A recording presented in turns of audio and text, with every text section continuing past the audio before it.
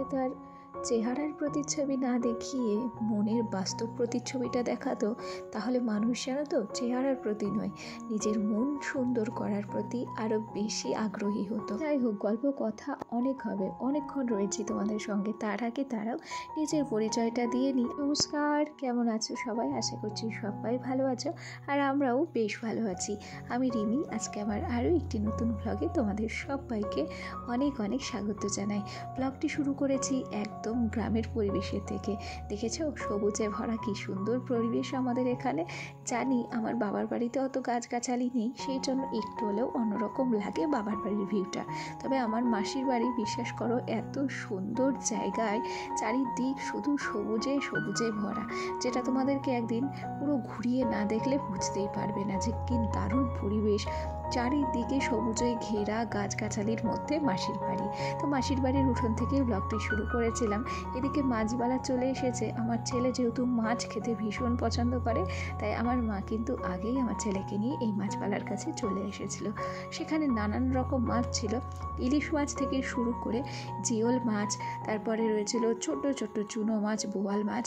তবে জানো তো, ওই যে জিওল মাছগুলো যে কি ভীষণ বড় বড়, আমি কিন্তু এত বড় বড় জিওল মাছ প্রথম দেখলাম।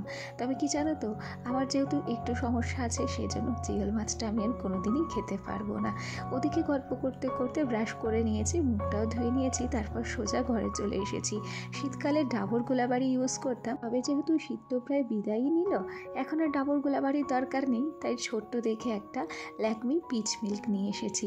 আমার আবার যে কোনো ক্রিমই বলো কিচ্ছু শ্যুট করে না, জানো তো, মুখটা না প্রচণ্ড টেনে যায়। তো এবার একটু সাহস করে এই ময়শ্চারাইজারটা নিয়ে এসেছি।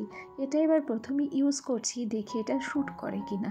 তবে বলা ভুল যে এটাও ব্যবহার করব, কেন কি জানো, আগের দিন অনলাইনে অফার পেয়েছিলাম পার্পেলে, সেখান থেকে আমি কিছু গুড ভাইবসের ক্রিম অর্ডার করেছি, ময়শ্চারাইজার আর কি। তবে যেহেতু অনলাইনের প্রোডাক্টটা আসতে 7 দিন মতো দেরি হবে, সেই জন্য কি করেছি, এমার্জেন্সি এই কাজটা আপাতত ঠেকাতে 60 টাকা দিয়ে একটা পিচ মিল্কের ময়শ্চারাইজার নিয়ে এসেছি। আমার দোষেই আমার স্কিনটার 12টা বেজে যায়। প্রথমে একটা জিনিস শ্যুট করলে পরে ভাবি অন্য জিনিস হয়তো শ্যুট করবে, তখন সেই জিনিসটা যখন অর্ডার করি তখন কি হয়, আমার মুখে সেটা শ্যুটও করে না, সেক্ষেত্রে উল্টে আবার মুখে ব্রণ, র্যাশ সমস্ত কিছু বেরিয়ে যায়। তখন আবার মাথায় চিন্তার ভাঁজ পড়ে। দেখি এবার কি হবে। এবার ফেস ওয়াশ কিংবা ময়শ্চারাইজার নিয়ে আর কোনো গবেষণা আমি করছি না। এবার আর স্কিনটাকে আমি খারাপ করতে চাইছি না। পরীক্ষা নিরীক্ষা করার দরকার নেই বাবা, যেটা আমার শ্যুট করবে সেটাই ভাবছি এক নাগারে ব্যবহার করব।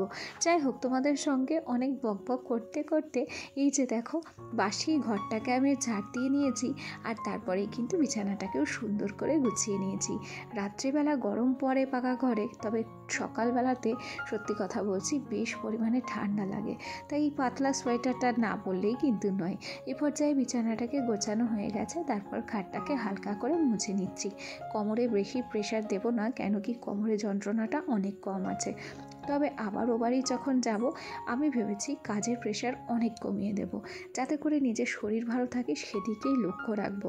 কেন কি আমি ভালোভাবে টের পেয়ে গেছি যে আমি কোনোরকমভাবে ওখানে কোনো অসুবিধায় পড়লে আমাকে কিন্তু হেল্প করার মতো কোনো মানুষ আমি পাবো না। আর যেহেতু আমার বড় এখন কাছে টাছে থাকে না, সে চাইলেই কিন্তু চলে আসতে পারবে না। এই সব সময় নিজের খেয়াল আমাকে নিজেই রাখতে হবে। আর হ্যাঁ, এই সব কিছুর মধ্যে নিজেকে কিন্তু ভালোও রাখতে হবে। বাড়িতে তো আমার রান্না বান্না কিংবা ধোয়া কাচা মাজা কোনো কাজই নেই।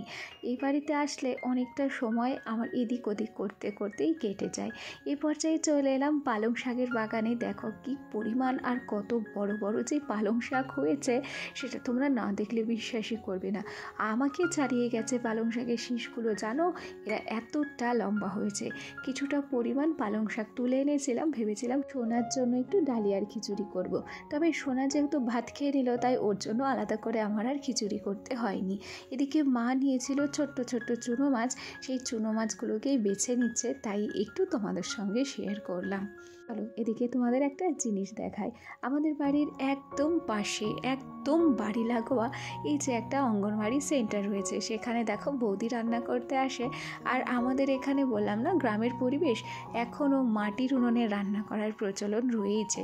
জানি অনেক জায়গায় অঙ্গনওয়াড়ি সেন্টারে কিন্তু গ্যাস ওভেনে রান্না হয়, তবে আমাদের এখানে এখনও গোবর লাঠিতে আর মাটির উনুনেই কিন্তু রান্না বান্না হয়। আর সেই সাথে আমাদের বাড়ির রান্নাও কিন্তু এই যে মাটির উনুনেই হয়। এখানে মা মাছ ভাজা বসিয়ে দিয়েছে, আর তারপর রান্না বান্নার জোগাড়যন্ত্রী প্রায় কমপ্লিট করে রেখেছে। আমার মা দেখি রাত থাকতেই না সমস্ত কিছু কেটে কুটে একদম রেডি করে রাখে। আগের দিন রাত্রে মোটামুটি মা পরের দিন কি রান্না করবে সেটা আমার ভাবনা চিন্তা হয়ে থাকে, আর সমস্ত কিছু গুছিয়ে গাছিয়ে রেডিও করে রাখে। আজকে একটু মাংস আনা হয়েছিল, সেই মাংসই রান্না হবে, তারও সমস্ত কিছু ব্যবস্থাপনা কিন্তু এখানে হয়েই গেছে। এখানে এসে যেহেতু ফালতু বসে থাকি, সেই জন্য কি তোমাদের সঙ্গে শেয়ার করব কি না শেয়ার করব কিছুই বুঝে পাই না। বাবার বাড়ি এসে একদমই যে খালি হাতে বসে থাকি তা কিন্তু নয়। মোটামুটি সংসারের কাজকর্মের মধ্যে নিজে যতটুকু যা পারি ততটুকুই করি। সত্যি কথা বলতে কি জানো তো, আমাকে তো শ্বশুরবাড়ি প্রচুর কাজকর্ম করতে হয়, তবে জানো তো বিয়ের আগে আমি কোনো দিন এ বাড়িতে কোনো কাজ করিনি। কাপ চাও কখনো কিন্তু আমি তৈরি করে খাইনি। তবে সময়ের সাথে সাথে আর পরিস্থিতির সঙ্গে সঙ্গে আমি কিন্তু সমস্ত কিছু শিখে নিয়েছি। এদিক থেকে বিচার করলে দেখা যায় যে একটা বড় মাটির ঘর, গ্রাম্য পরিবেশ, মাটির উঠোন, বেশিরভাগ কাজকর্ম মাটির সাথেই করা। সেখানে দাঁড়িয়ে সংসারের কাজগুলো করা আমার কাছে কিন্তু অতটাও চাপের মনে হয় না, অতটাও কঠিন মনে হয় না। তাই বলতেই পারো যে আমি কিন্তু এখন পুরো সংসারের দায়িত্ব নিতে শিখে গেছি। এক কথায় বলতে গেলেই সংসারের কাজকর্ম করাটা কিংবা সংসারের দায়িত্বটা আমার কাছে বোঝা নয়, সেটা আমার কিন্তু সৌভাগ্যই বলতে পারো, যে সময় আমাকে সব কিছু শিখিয়ে দিয়েছে। যাই হোক, গল্প করতে করতে ওদিকের কাজকর্মগুলো তো হয়েই গেছে, টুকিটাকি সমস্ত কিছুই তোমাদের সঙ্গে শেয়ার করছি। আর তারপর এই শোকেসটাকে সুন্দর করে কিন্তু ডাস্টিং করে নিচ্ছি। আর ভিডিওর এই পর্যায়ে এসে একটা কথা না বললেই নয়, যেটা তোমাদেরকে কিন্তু আমি প্রত্যেক দিনই বলি। আমার যে সমস্ত বন্ধুরা প্রথম থেকেই আমার সাথে আছো, পাশে আছো, তোমাদেরকে অসংখ্য ধন্যবাদ জানাচ্ছি। আর আমার যে সমস্ত নতুন বন্ধুরা আজকে আমার ভিডিওটি প্রথম দেখছো, যদি কোনো কারণে আমার এই ছোট্ট ভিডিওটি তোমাদের ভালো লেগে থাকে তাহলে অবশ্যই করে একটা লাইক করো, কমেন্ট করো। আর তোমরা চাইলে আমার এই ছোট্ট পরিবারের একজন মিষ্টি সদস্য হয়ে আমার পাশে থেকেছেও। গল্পে গল্পে দেখো আমার মাসির মেয়ে এখানে কিন্তু মাংস রান্না করছে। আর আমাদের রান্না বান্না তো মাটির উনুনেই হয়, সেটা তোমাদেরকে আগেই বলেছি। সুতরাং জানো তো, গুণ থাকলে সমস্ত কিছুই একা হাতে শিখে ফেলা সম্ভব হয়। যেমন দেখো আমার মাসির মেয়ে কত অল্প বয়স, তবুও কিন্তু সমস্ত সাংসারিক কাজকর্ম থেকে শুরু করে ভীষণ সুন্দর সুন্দর রান্নাবান্নাও করতে পারে। তো গল্প করতে করতে এখন ভিডিও শেষ পর্যায়ে চলে এসেছি। আর আমার মা কিন্তু অনেক থালা বাসন নিয়ে বসে পড়েছে কাজকর্মগুলো সেরে ফেলতে।